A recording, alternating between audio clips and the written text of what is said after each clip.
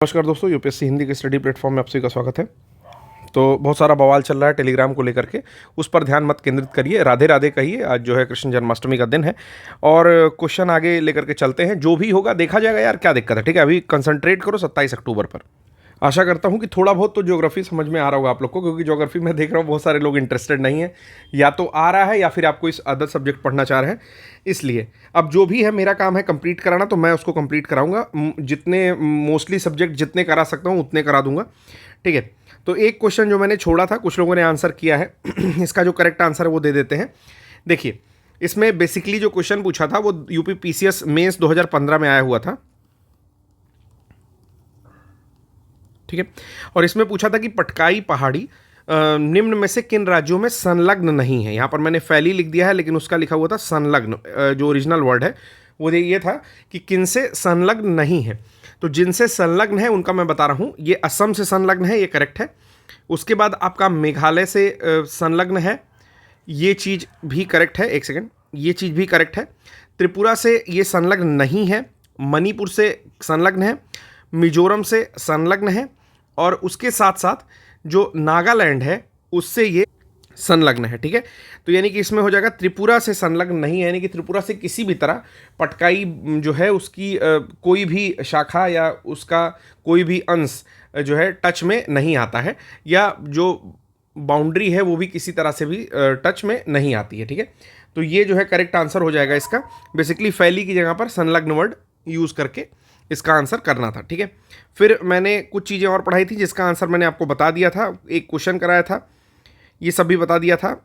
ठीक है, तो आज का जो टॉपिक है वो हम लोग स्टार्ट करने वाले हैं। आज का टॉपिक है, एक बार फिर से ही हम लोग चीज़ों को देख के मैपिंग के माध्यम से आगे चलेंगे। आज मैपिंग की क्लास है, आप लोग को पता भी होगा थंबनेल देख करके। तो मैपिंग के माध्यम से जितना भी भारत की पर्वत श्रेणियां हैं वो सब, और उसमें जो महत्वपूर्ण चोटियां हैं उनके भी नाम हम लोग यहाँ पर करते हुए आगे बढ़ेंगे। तो मैपिंग के माध्यम से देखना स्टार्ट करते हैं। सबसे पहले यहाँ पर एक सेकेंड, कुछ इधर उधर हो गया है। ठीक है, लोकेट करना है नंगा पर्वत को, मशेर ब्रह्म, ठीक है, केटू को और गशेर ब्रह्म को।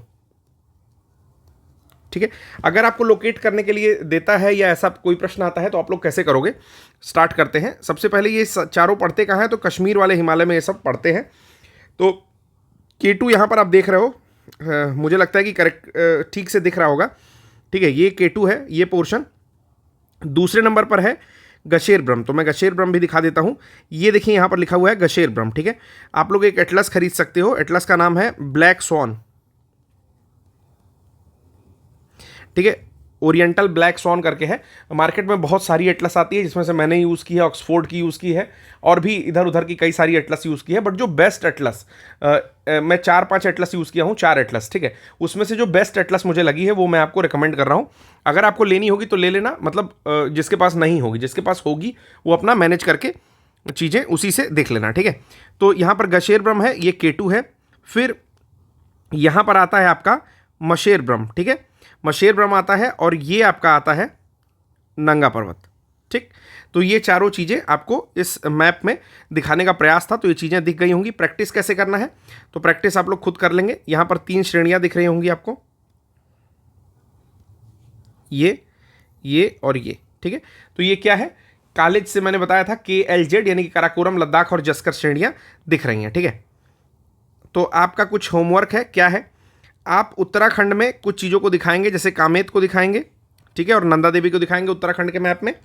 नेपाल में आप लोग DAMM LMK ये सब कुछ दिखाएंगे, जहाँ पर K है कंचनजंगा, D है धौलागिरी, A से अन्नपूर्णा, M से मनसालू, M से माउंट एवरेस्ट, L से ल्हासा और M से मकालू। तो डैम LMK करके याद कर लीजिएगा, और सिक्किम में आपको दिखाना है कंचनजंगा। तो ये सारी चीज़ें आप लोकेट करोगे। मैप आपको टेलीग्राम चैनल पर यूपीएससी हिंदी के मिल जाएगा, एक ब्लैंक मैप, और उसमें आप लोग अपने एटलस देख करके या कहीं से भी देख करके उसको मैप करना सीखिए। ठीक है, फिर हम लोग जो है यहाँ पर फिर से लिखा हुआ है, तो फिर से इस चीज़ को हम लोग खुद से मैप कर सकते हैं कि 8611 मीटर की हाइट पर सबसे ऊपर K2 है, जो कि आपका हिमालय पार का पार्ट है। हिमालय पार यानी कि ट्रांस हिमालय का पार्ट है। Trans Himalaya is not Himalaya. ठीक है, दोनों में कन्फ्यूजन होता है बच्चों को। तो ट्रांस हिमालय जो है हिमालय नहीं है। ठीक है, हिमालय के अलग 3 पार्ट है, ये ट्रांस हिमालय का पार्ट है। इसीलिए ये भारत की सबसे ऊंची चोटी, कभी कभी मतलब सॉरी हिमालय की सबसे ऊंची चोटी नहीं कहा जाता है क्योंकि ये ट्रांस हिमालय है। ठीक, हिमालय की सबसे ऊंची चोटी जो भारत में है वो कौन है, तो वो कंचनजंगा है, जिसको टाइगर हिल से देखा जाता है सिक्किम में। 3 बजे आपको जग के जाना पड़ेगा। फिर उसके बाद आपका आता है यहाँ पर दूसरा, जो कि मैंने बताया गशेर ब्रह्म है। ठीक है, गशेर ब्रह्म। फिर उसके बाद आता है मशेर ब्रह्म, और चौथा आता है आपका नंगा पर्वत। ठीक है, तो 4 लोकेशन जो है मैंने यहां पर दिखा दी, आपको भी प्रैक्टिस करते रहना है। फिर उसके बाद आता है नॉर्थ ईस्ट स्टेट और उनकी जो महत्वपूर्ण हिल्स है। तो सबसे पहले ब्लैंक मैप जो है ले सकते हैं शॉप से, या यूपीएससी हिंदी के टेलीग्राम चैनल पर पड़ा हुआ है, वहां से आप लोग उसको लीजिए, प्रिंट कराइए और फिर साथ में भरते हैं। तो नॉर्थ ईस्ट वाला जो पोर्शन है वहां मैं चीज़ों को दिखा रहा हूं। देखिए, भूटान खत्म होता है, थोड़ा सा मोटी पेन कर लूं तो ज़्यादा बेटर जो है दिखाई देगा। चलिए देखिए, भूटान खत्म होता है आपका, इस क्षेत्र में भूटान खत्म हो रहा है। ठीक, ये भूटान है, जिसको thunder bolt, country of thunder bolt भी कहते हैं। ठीक है, मतलब वज्रपात वाला देश कहते हैं। अब हम लोग नॉर्थ ईस्ट में देखना स्टार्ट करते हैं। तो देखिए यहां पर लिखा हुआ है अरुणाचल प्रदेश। ठीक है, ये चीज़ें आपको दिख रही होंगी। ठीक, ये जो मैप है वो मैं लेकर के आया हूँ आपका ओरिएंट ब्लैक स्वॉन वाले मैप से। तो सबसे पहले एक यहाँ पर देखिए दाफला हिल्स है, फिर है मीरी, फिर है अबोर, और है ये मिश्मी। तो मिश्मी मुड़ी हुई है। तो फिर से देखिए, सबसे पहले है दाफला, आज ही याद करके घर जाना है, कोई अवॉइड नहीं करेगा। तो सबसे पहले है दाफला, कहाँ मिलेगा, तो असम के ऊपर, ये असम का क्षेत्र है। देखिए, असम के ऊपर मिलेगा दाफला, उसके ऊपर मिलेगा मिरी, उसके ऊपर मिलेगा अबोर। तो ये डीएम में मिल रहा है, दाफला, मिरी और अबोर। ठीक है, और मिश्मी जो है ऐसे नीचे आता हुआ मिलेगा अरुणाचल प्रदेश में। ठीक, फिर आप लोग जब नीचे आओगे असम के, तो यहां पर मिलेगी मिकिर हिल्स। ठीक है, फिर आप लोग मेघालय के पोर्शन में आओगे, ये मेघालय की बाउंड्री है। देखिए, ये मेघालय की बाउंड्री है, ठीक, बांग्लादेश के जस्ट हाथ पे। तो यहां पर मिलेगी गारो, खासी और जयंतिया। अब ये हिल्स भी हैं और यहीं पर ट्राइब्स भी पाई जाती हैं, गारो ट्राइब्स, खासी, जयंतिया ट्राइब्स यहाँ पर पाई जाती हैं। ठीक है, और इसके नीचे जब देखोगे या बगल में देखोगे तो बरेल रेंज मिलेगा। ठीक है, इतनी चीज़ें क्लियर हो गई। अभी मैं सब कुछ रिवाइज करूंगा। ठीक, फिर आप लोग जब मिश्मी से लौट रहे थे तो यहां पर आपको मिल रहा था पटकाई रेंज। ठीक, अब ये पटकाई रेंज पर ही प्रश्न पूछा हुआ था कि किस देश, किस राज्य से संलग्न नहीं है, तो उसका आंसर था त्रिपुरा। ठीक है, क्यों, क्योंकि त्रिपुरा में त्रिपुरा हिल्स होती है, तो जो पटकाई है वो उससे संलग्न नहीं है। फिर उसके नीचे आओगे तो नागा हिल्स आपके नागालैंड साइड में मिलेगी, और सबसे नीचे आपको मिजोरम में मीजो हिल्स मिलेगी, जो कि ज़्यादा इंपॉर्टेंट नहीं है। तो 2 चीज़ें, ये चीज़ छोड़ सकते हैं हम लोग।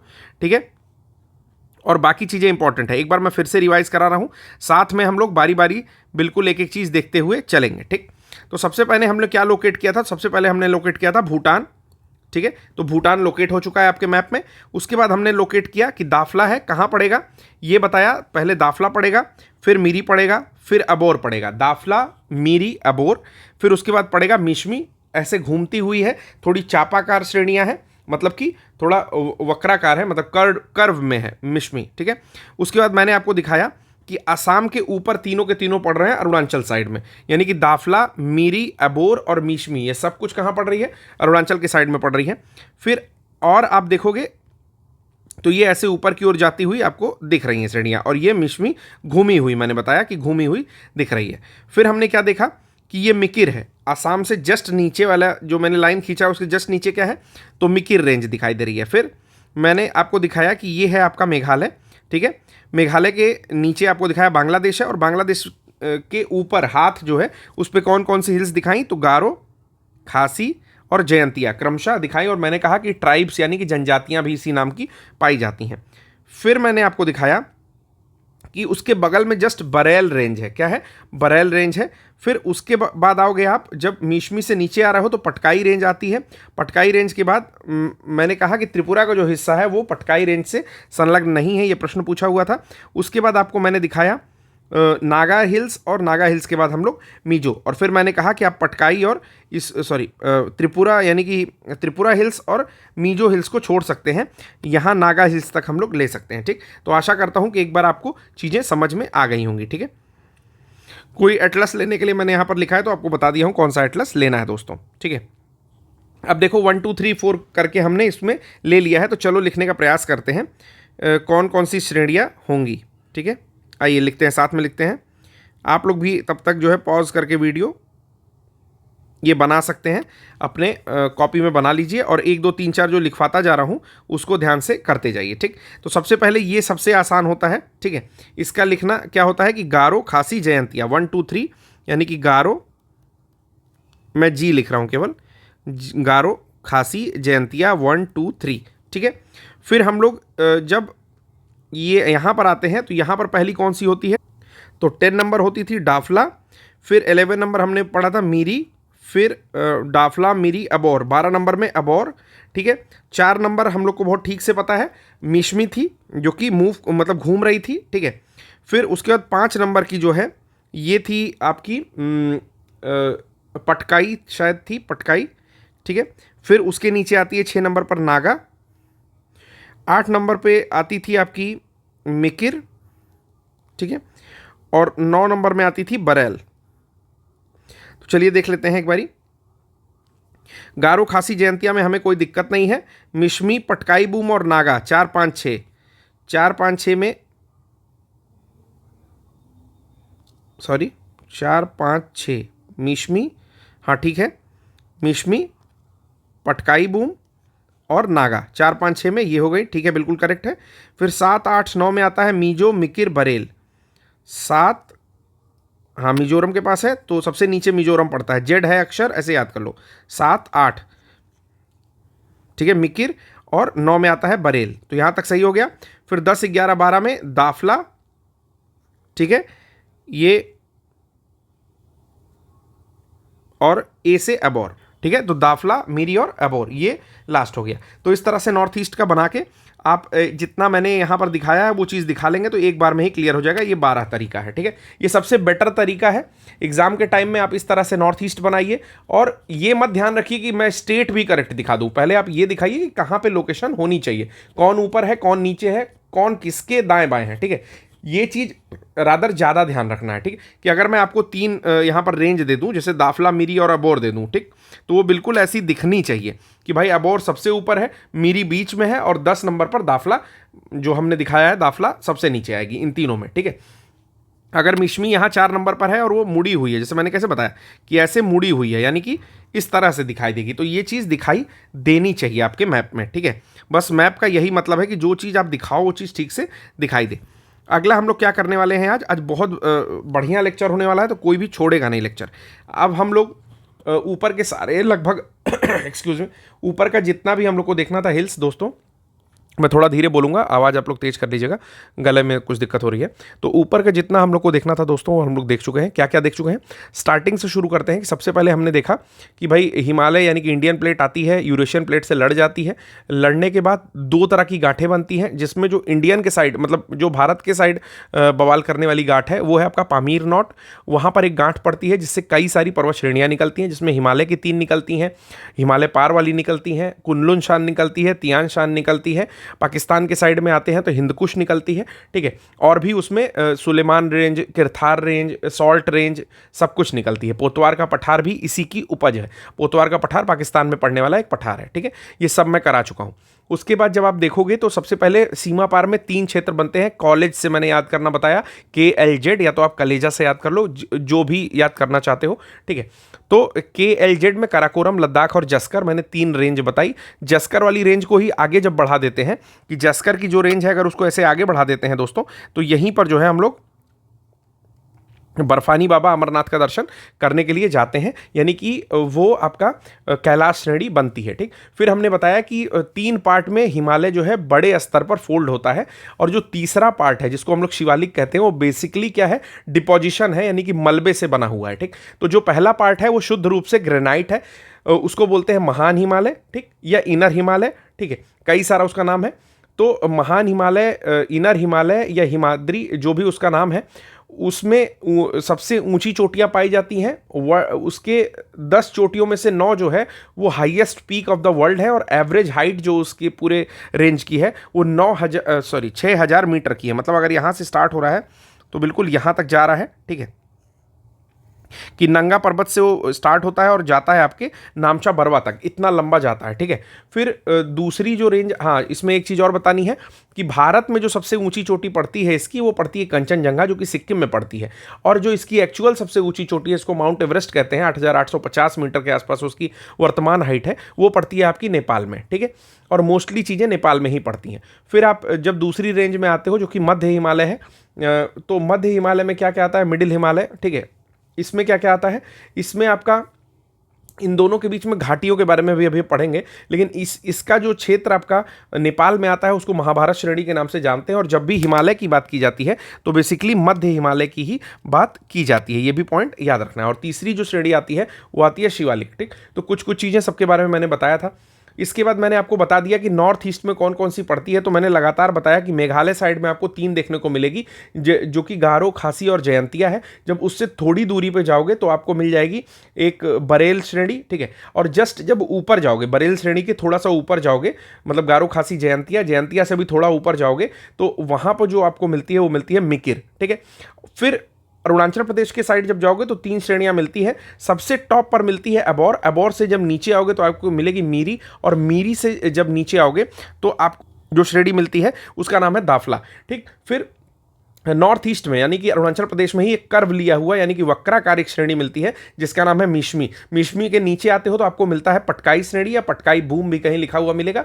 उसका जो संलग्नक है वो उसमें आपका त्रिपुरा नहीं है, ये मैंने आपको बताया था। उसके नीचे आओगे तो नागालैंड में नागा श्रेणी मिलेगी। सबसे नीचे चले आओगे तो मिजोरम में आपको मिजो रेंज मिलेगा, और त्रिपुरा में आपको त्रिपुरा हिल्स मिलेंगी, ठीक है।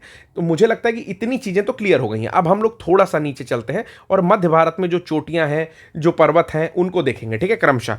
तो चलिए मध्य भारत में स्टार्ट करते हैं। सबसे पहले आपको समझना है कि ये है अरावली के पहाड़। बिल्कुल ऐसा ही स्ट्रक्चर है। ये रेसिड्यू पर्वत है। रेसिड्यू क्या होता है, अवशिष्ट, ठीक। मतलब कभी एक समय माना जाता है कि एक समय में ये हिमालय से भी ऊंचा हुआ करता था, लेकिन क्रमशः अपक्षय और उसके बाद अपर्दन के कारण धीरे धीरे ये कटता चला गया। यानी कि उसकी वेदरिंग भी हो रही थी और उसके साथ उसका जो अपर्दन है, इरोजन है, वो भी हो रहा था, ठीक। कैसे कैसे होता है, तो देखो बारिश होती है तो भी टूट फूट होता है चट्टानों में, ठीक। तो वो चीज़ वेदरिंग कहलाती है। हवाओं के साथ अपर्दन भी होता है, कभी कभी वेदरिंग भी होती है, लेकिन मोस्टली वेदरिंग में केमिकल इफेक्ट ज़्यादा होता है, वो बारिश के साथ ही होता है, ठीक है। बाढ़ आई तो उस समय में हो गया। तो वेदरिंग और इरोजन दोनों होते होते क्या हो गया, अरावली रेसिड्यू पर्वत यानी कि कम छोटा पर्वत हो चुका है काफ़ी ज़्यादा।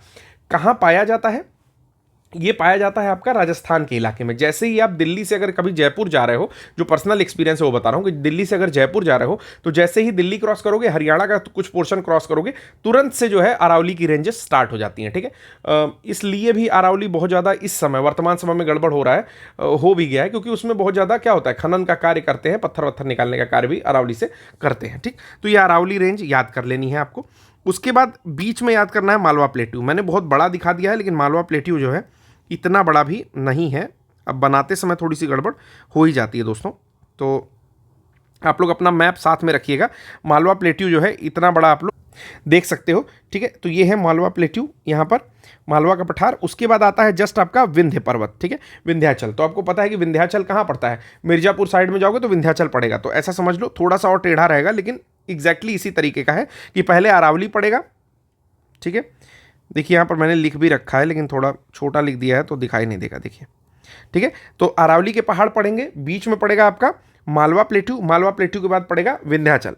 तो ये चीज़ याद रखना है। विंध्याचल के जस्ट बगल में कैमूर पड़ेगा और फिर वो बघेलखंड तक जाता है। तो ये बिल्कुल याद रखना है, क्योंकि डायरेक्टली क्वेश्चन ऐसे ही पूछेगा कि ऊपर कौन है, तीनों में तीन ऐसे श्रेणी बना देगा, पूछ लेगा ऊपर कौन है। सबसे ऊपर है अरावली, ठीक है। उसके बाद बीच में मालवा प्लेट्यू, मालवा प्लेट्यू के बाद विंध्य, विंध्य के बाद राइट साइड में देखोगे तो कैमूर पड़ेगा, ठीक है, ये कैमूर, ठीक है। और उसके बाद वो कैमूर धीरे धीरे बघेलखंड तक जाएगा। अब जब यूपी हम लोग पढ़ेंगे, थोड़ा सा यूपी का पोर्शन ढंग से पढ़ेंगे, तो मैपिंग में हम बघेलखंड, रुहेलखंड, कौन खंड क्या बोला जाता है, बिल्कुल उस समय देखेंगे। अभी आप बस इतना काम चला लो कि भाई विंध्य के बगल में कैमूर, कैमूर के बगल में बघेलखंड पड़ेगा।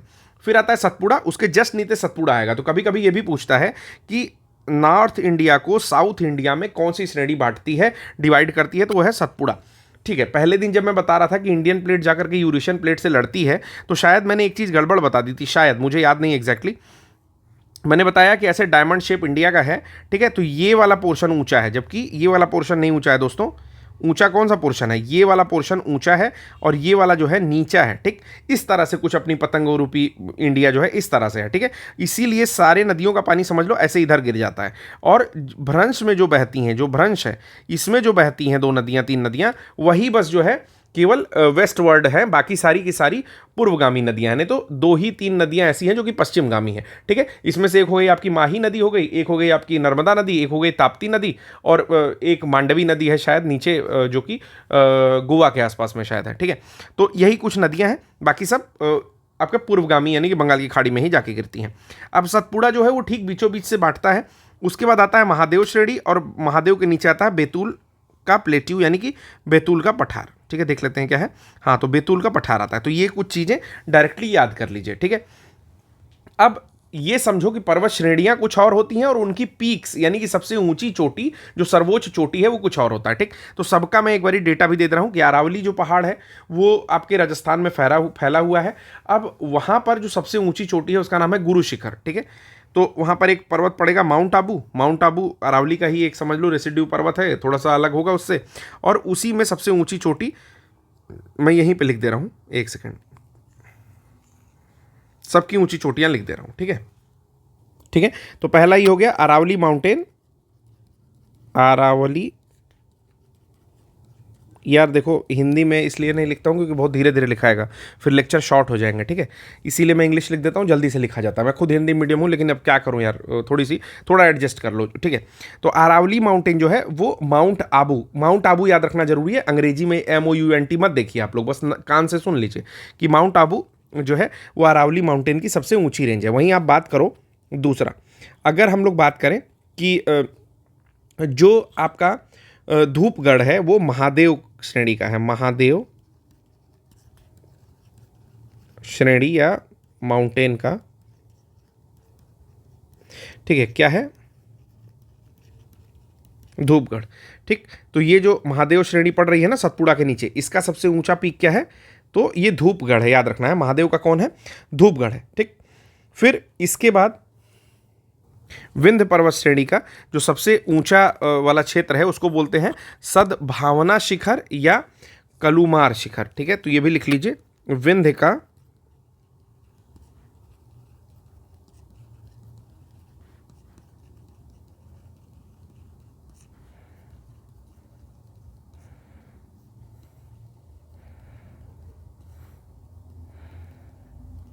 ठीक है, सद्भावना शिखर या कलुमार शिखर। तो कभी कभी ये कन्फ्यूज़न हो जाएगा कि महादेव श्रेणी का कैसे ये धूपगढ़ बता दिए हैं। तो यार महादेव श्रेणी जो है ना ये भी सतपुड़ा का ही पार्ट है, ठीक है। तो बेसिकली मैं सीधे लिख दे रहा हूँ सतपुड़ा का धूपगढ़, ठीक है। ये ज़्यादा आप लोग को सेटिस्फाइंग लगेगा, तो ये ज़्यादा सेटिस्फाइंग लग रहा होगा अब, ठीक है। तो ये हो गया सतपुड़ा की ही धूपगढ़ है, और ये महादेव हिल्स में यहीं पर मैं लिख दे रहा हूँ सतपुड़ा का ही पार्ट है ये, ठीक है। तो महादेव हिल्स का भी ये जो है सतपुड़ा ही का पार्ट है, और ये इसका भी धूपगढ़ होगा। तो लगभग चारों माउंटेन्स का मैंने लिख दिया है जो कि मध्य भारत में पड़ता है। अब हम लोग नीचे की ओर चलेंगे, प्रायद्वीपीय श्रेणियां देखेंगे, और बहुत अच्छे से, मतलब जिसको भी आज तक कंफ्यूजन रहा होगा ना ये माउंटेन्स एंड हिल्स वाले में, एक एक चीज़ क्लियर कर दूंगा। और ये बता रहा हूँ कि मैंने कोई चीज़ खिचड़ी नहीं की है। बहुत सारे लोग आपको पढ़ाए होंगे, बहुत ज्ञानी होंगे, तो खिचड़ी कर दे रहे होंगे, लेकिन मैं अपनी परेशानी के हिसाब से, स्टूडेंट्स की परेशानी समझ के, अपने भाई बंधु बच्चों की तरह, मतलब दोस्तों की तरह जो है पढ़ाने का प्रयास किया हूँ। तो प्रायद्वीपीय श्रेणियाँ मतलब होता है peninsular, SULA, peninsular India peaks. तो चलिए ये जो है हम लोग देखने जा रहे हैं। तो देखो सतपुड़ा के जहाँ सतपुड़ा मिल रहा है लगभग मध्य भारत में, मतलब ठीक नॉर्थ इंडिया और साउथ इंडिया को ठीक अलग करता हुआ। अब वहीं से एक चीज़ और देखनी है कि 1 2 3 4 5 मैंने लिख करके रखा है, मतलब 5 पीक्स या श्रेणी और निकल रही हैं। उसके साथ साथ एक हरिश्चंद्र श्रेणी जो है महाराष्ट्र के साइड में वो भी निकल रही है, तो याद रखिएगा हरिश्चंद्र, ठीक है। तो एक और सतपुड़ा जहां मिल रही है जिस पॉइंट पे, वहीं से लगभग हरिश्चंद्र श्रेणी निकल रही है, और सतपुड़ा और हरिश्चंद्र के बीच में 5 छोटी छोटी श्रेणियां और हैं। हरिश्चंद्र की जो सबसे ऊंची चोटी है उसका नाम है कालसूबाई, हरिश्चंद्र की पीक है ये, ठीक है ना। ये हरिश्चंद्र में ही देखिए ब्लू कलर का मैंने बनाया था, अब इसको ब्लैक हो गया, फिर से कुछ और कलर बदल देता हूँ इसका, ठीक है। तो कुछ ब्लू कलर का ही कर दे रहा हूँ। तो ये ब्लू कलर का जो है ये क्या है, ये है कालसू बाई, जो कि हरिश्चंद्र की सबसे ऊंची चोटी है। अब ये 1 2 3 4 5 क्या है दोस्तों, सबसे ऊपर पड़ता है सतमाला, तो यहाँ पर पड़ता है सतमाला रेंज। फिर उसके बाद पड़ता है अजंता, अजंता थोड़ी मुड़ी हुई रेंज है तो अजंता रेंज यहाँ पड़ता है, ठीक। फिर पड़ता है गाविलगढ़, तो ये चीज़ याद रखेंगे, गाविलगढ़ पड़ता है इसके ऊपर। फिर उसके बाद चौथे नंबर पर पड़ता है महादेव, जो हम आपको दिखा चुके हैं, महादेव हिल्स आपको दिखा चुके हैं, सबसे ऊंची चोटी भी बता चुके हैं, धूपगढ़ है इसकी, ठीक है, जो कि सतपुड़ा का ही पार्ट है। और पांचवा जो यहाँ पर पड़ता है वो पड़ता है आपका मैकाल। तो याद कर लेंगे इसको भी कि सातमाला पड़ता है, फिर अजंता पड़ता है, फिर आपका गाविलगढ़ पड़ता है, फिर इसके बाद आपका पड़ता है महादेव और लास्ट में पड़ता है मैकाल, ठीक है। तो ये पांचों का नाम याद कर लेंगे। ऐसे समझ लो कि प्रायद्वीपीय भारत की जो शुरुआत कर रहे हैं हम लोग, वो महाराष्ट्र के आसपास सतपुड़ा जहां खत्म हो रही है या समझ लो निकल रही है, ठीक वहीं से जो है हरिश्चंद्र रेंज भी निकल रही है। तो इन दोनों को हम लोगों ने यहाँ पर देख लिया। अब चलते हैं अगले मैप पर, देखते हैं अगले मैप में मैं क्या लेकर के आया हूँ। तो एक ऐसी चीज़ लेकर के आया हूँ जिसमें मुझे लगता है कि मुझे ही परेशानी होती थी, लेकिन मोस्टली लोगों को भी परेशानी होती है। जिन्होंने ठीक से रट्टा मार लिया है उनका तो ठीक है, या जो लोग बहुत अच्छे से समझ गए हैं, गुजरे हैं कभी महाराष्ट्र की इस साइड से, उनका भी क्लियर है, लेकिन मोस्टली लोगों को परेशानी हो ही जाती है। तो इसको टीबी पे भी याद कर सकते हो, टीबी पे, ठीक है। टीबी जो होती है ना, तो टीबी याद कर लो, टीबी पे। तो यानी कि थाल घाट, भोर घाट और पाल घाट क्रमशः पढ़ते हैं। अब देखते हैं कैसे कैसे पढ़ते हैं।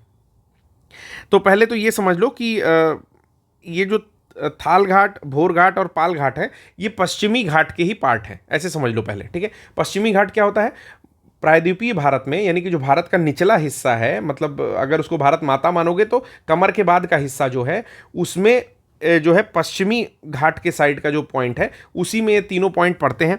तो थाल घाट जो है मुंबई को नासिक से जोड़ता है। देखिए मैंने फोटो ही बना दिया है कि ये मुंबई है और ये नासिक है, ठीक है। एन जहां पर लिखा हूं वो नासिक है और एम जो है मुंबई है। तो मुंबई को नासिक से जोड़ रहा है, कौन जोड़ रहा है, थाल घाट जोड़ रहा है, ठीक। तो इसको चाहे जैसे याद कर लो, बस ये याद रखो कि थाल घाट का मतलब होता है मुंबई टू नासिक, ठीक है।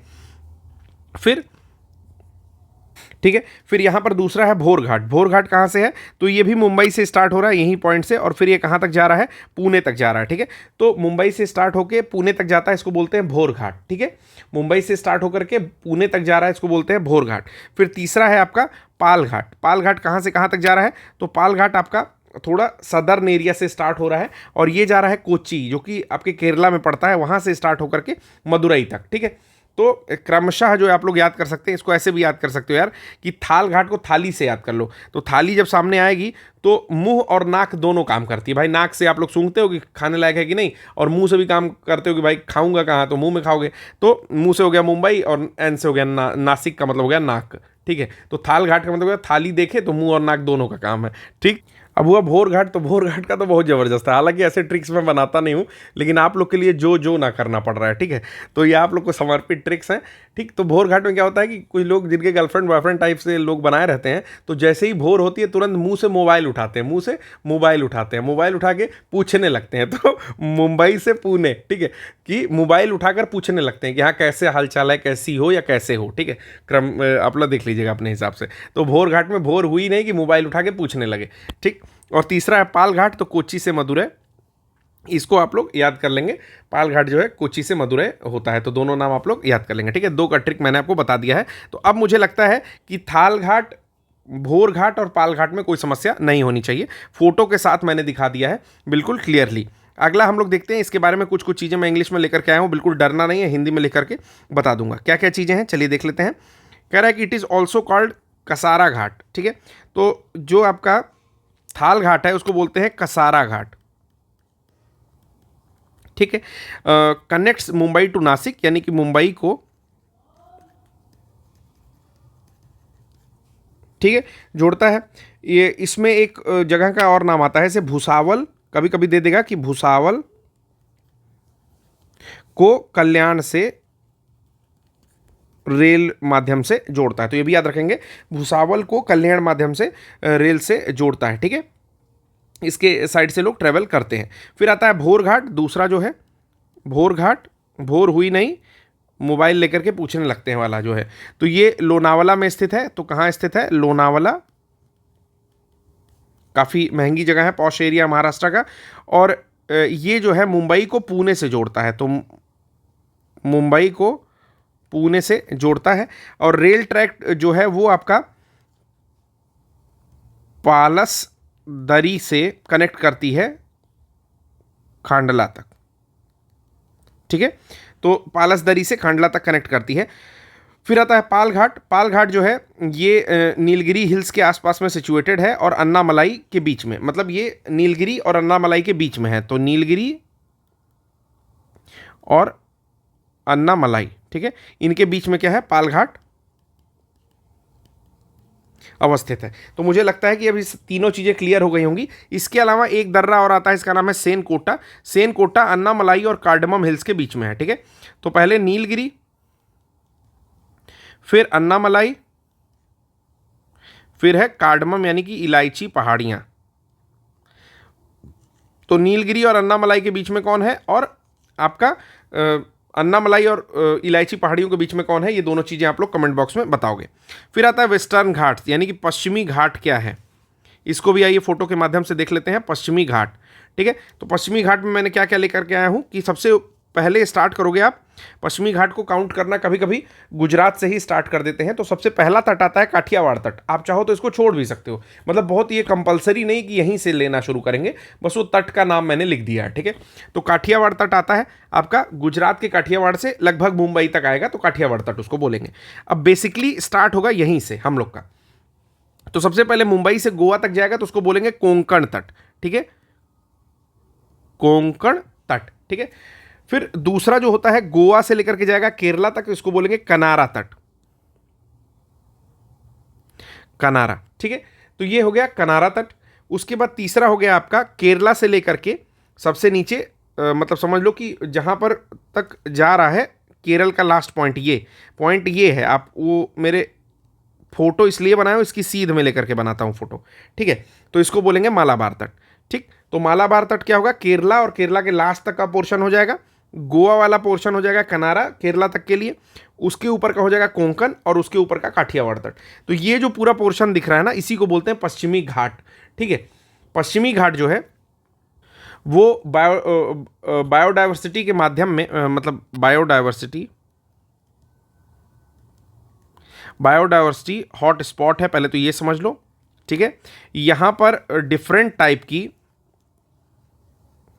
फ्लोरा और फौना यानी कि प्रजातियां, किसकी प्रजातियां, तो जीवों की भी और पेड़ पौधों की भी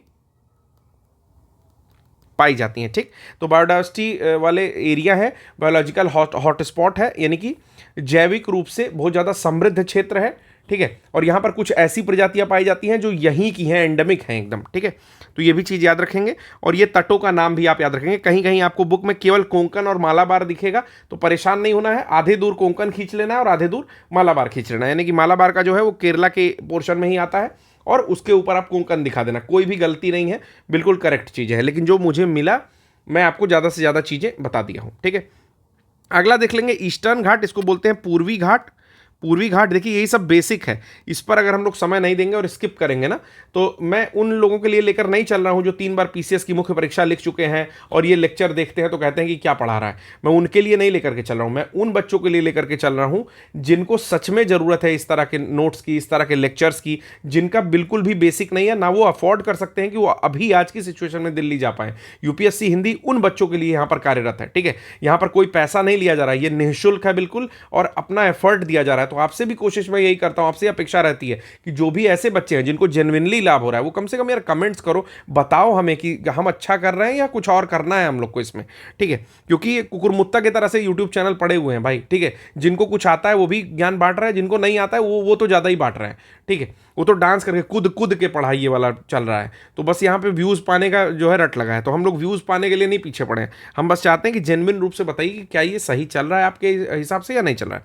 दूसरा है आपका, जब आते हैं ईस्टर्न घाट्स में, तो सबसे पहले हम लोग देखेंगे कोरोमंडल तट। ये जो नीचे वाला पोर्शन है ये है हम लोग का कोरोमंडल तट। उसके ऊपर जाएंगे आपका आंध्र प्रदेश से पूरा उड़ीसा कवर करेंगे तो आ जाएगा उत्तरी सरकार, फिर उसके ऊपर उत्कल, कहीं कहीं पर आपका बंगाल तट भी देता है लेकिन उसको हमने शामिल नहीं किया है। तो उत्कल हो गया, उत्तरी सरकार हो गया, ठीक है। इंग्लिश में SCIR होता है, और लास्ट वाला कोरोमंडल तट। अगर आपको केवल 2 दिखे तो केवल 2 ही टिक कर लेना, ठीक है। यानी कि कोरोमंडल और उत्तरी सिरकार, ठीक। लेकिन उत्कल भी याद रखोगे तो ज़्यादा वो चीज़ें क्या हो जाएंगी, प्रिसाइज हो जाएंगी कि हाँ इसको नॉलेज थी, ठीक है। तो ये हो गया आपका ईस्टर्न घाट्स। अब दोनों में डिफरेंस देख लेते हैं कि भाई ईस्टर्न घाट और वेस्टर्न घाट में क्या डिफरेंस है। तो वेस्टर्न घाट डब्लू घाट मैंने लिख दिया है और ईस्टर्न घाट को ई घाट लिख दिया है, ठीक है। तो दोनों में डिफरेंस देख लेते हैं। पहला वेस्टर्न घाट है और दूसरा है ईस्टर्न घाट, यानी कि पूर्वी घाट और पश्चिमी घाट में, पूर्वी घाट, इसमें अंतर देखने जा रहे हैं। तो पहली चीज ये देख रहे हैं कि जो पश्चिमी घाट है वो ज्यादा ऊंचा है, 1800 मीटर की औसत ऊंचाई है, मतलब 1.8 किलोमीटर की औसत ऊंचाई है इसकी। जबकि जो पूर्वी घाट है वो 700 मीटर का केवल ऊंचा है, मतलब आधे किलोमीटर से थोड़ा सा और ऊपर। तो ज्यादा ऊंचा कौन हुआ, वेस्टर्न पोर्शन ज्यादा ऊंचा हुआ, ठीक। और जैसा कि मैंने आपको बताया है कि जो अपना भारत है ना वो प्रायद्वीप में थोड़ा सा फट गया है और थोड़ा सा तिरछा हो गया है। तो मैंने आज आपको क्लियर किया है कि ये जो नीचे वाला पोर्शन है इसमें ये पोर्शन ज्यादा ऊंचा है और ये पोर्शन कम ऊंचा है, ठीक। तो इसलिए भी वेस्टर्न घाट्स की थोड़ी सी ऊंचाई ज़्यादा हो जाती है। फिर जो वेस्टर्न घाट्स हैं हम लोग के, वो क्या है, वो काफ़ी कंटिन्यूअस है। तो ये चीज़ याद रखनी है कि काफ़ी लगातार श्रेणियां हैं, लगातार, कहीं पर रुकी नहीं है, कहीं काट छाट नहीं है। जबकि ईस्टर्न घाट यानी कि पूर्वी घाट में क्या है, पहाड़ियों में काट छाट है, ठीक। अत्यंत उपजाऊ मिट्टी है, इसीलिए उसको बायोडाइवर्सिटी अधिक है और उसको हॉटस्पॉट भी बोलते हैं, ठीक है। तो उपजाऊ मिट्टी किसकी है, तो वेस्टर्न घाट की मिट्टी काफ़ी उपजाऊ है। फिर ईस्टर्न घाट की मिट्टी क्या है, कम उपजाऊ वाली मिट्टियां पाई जाती हैं आपके पूर्वी घाट में। फिर अरब सागर के पैरेलल कौन सा घाट चल रहा है, तो पश्चिमी घाट चल रहा है। वहीं बंगाल की खाड़ी के समांतर कौन सा घाट चल रहा है, तो पूर्वी घाट चल रहा है। हाईएस्ट पीक अगर बात की जाए तो अनाई मुड़ी है। किसकी अनाई मुड़ी है, तो वेस्टर्न घाट्स में स्थित सबसे ऊंची चोटी जो है वो है अनाई मुड़ी, ठीक। ईस्टर्न घाट्स में सबसे ऊंची चोटी कौन है, वो है जिंदागढ़ा, ठीक। तो जिंदागढ़ा जो है वो सबसे ऊंची चोटी है। कहीं कहीं आपको इसके अलावा कहीं कहीं बुक में आपको महेंद्रगिरी मिलेगा, लेकिन महेंद्रगिरी जो है हाईएस्ट नहीं है दोस्तों, महेंद्रगिरी सेकंड हाईएस्ट है, ठीक है। तो जिंदागढ़ा जो है वो हाईएस्ट पीक है आपकी पूर्वी घाट की, ठीक। एक चीज़ और कि जो वेस्टर्न घाट है यानी कि पश्चिमी घाट जो है उसके माउंटेन्स जो है, मतलब जो माउंटेन है उसका वो थोड़ा यंग माउंटेन है, ठीक है। और ईस्टर्न घाट के थोड़े पुराने हैं। तो ये भी याद रखना है कि जब कोई पहाड़ पुराना हो रहा है तो काट छाट हो रही है उसमें, जैसे कि हमने अरावली हिल्स में आपको बताया है। अब एक चीज़ और जानी है, वृष्टि छाया प्रदेश पश्चिमी घाट में देखना है कि भाई किस साइड ज़्यादा बारिश होती है और किस साइड कम बारिश होती है। तो जो वेस्टर्न घाट का पोर्शन है वो कुछ ऐसा ही है, ठीक है। ऐसे समझ लो कि वो कुछ पोर्शन जो है ऐसा ही है। कैसा है कि इस साइड में थोड़ा सा इस तरह से स्लोप लिया हुआ है और इस साइड में थोड़ा सा कम स्लोप लिया हुआ है, ठीक, ठीक है। तो जब यहाँ से आपका बहुत सारी हवाएं आती हैं बारिश कराने के लिए, मतलब मानसून आ रहा है तो इस साइड से टकराता है और दूसरे ही साइड में बारिश हो जाती है, ठीक है। जबकि ये वाला साइड लीवर्ड साइड रह जाता है, यानी कि रेन शैडो एरिया रह जाता है और यहाँ पर कम बारिश होती है, ठीक है। यही कारण है कि पश्चिमी घाट को, तो ये चीज़ भी जान लीजिएगा कि जिधर से हवाएं आ रही हैं उसको विंडवर्ड साइड कह रहे हैं और यहीं पर मोर रेनफॉल हो रहा है। क्यों, क्योंकि उसकी स्थिति ही ऐसी है, उसकी बनावट ही ऐसी है कि तुरंत वो टकरा जा रहा है पश्चिमी घाट से और वहीं पर बारिश कर दे रहा है। जबकि जो दूसरा साइड है वहां पर बहुत कम बादल पहुंच रहा है, तो उसको रेन शैडो एरिया भी कहते हैं, यानी कि वृष्टि छाया प्रदेश हिंदी में कहते हैं, या लीवर्ड साइड है ये, ठीक है ना। तो विंडवर्ड साइड, लीवर्ड साइड और वृष्टि छाया प्रदेश, जहां पर कम बारिश हो रही है लीवर्ड साइड में और जहां पर ज्यादा बारिश हो रही है वो वृष्टि प्रदेश कह सकते हैं या क्या कहते हैं पता नहीं, एग्जैक्टली हिंदी में नहीं पता, मतलब वो वृष्टि छाया नहीं होता है, वहां पर ज्यादा बारिश होती है, ठीक है। फिर हम लोग आते हैं साउथ की कुछ श्रेणियों को देखते हैं, ठीक है। तो नीचे से देखना स्टार्ट कर रहे हैं। सबसे नीचे जो एक श्रेणी पड़ेगी वो पड़ती है कार्डमम हिल, जो कि केरल और तमिलनाडु में पड़ती है, ठीक। कि उसके जस्ट ऊपर आओगे तो पड़ेगी पलानी हिल, बिल्कुल नाम याद कर लेना है, चाहे जैसे घोटो कोई मतलब नहीं है, बस घोट लेना है।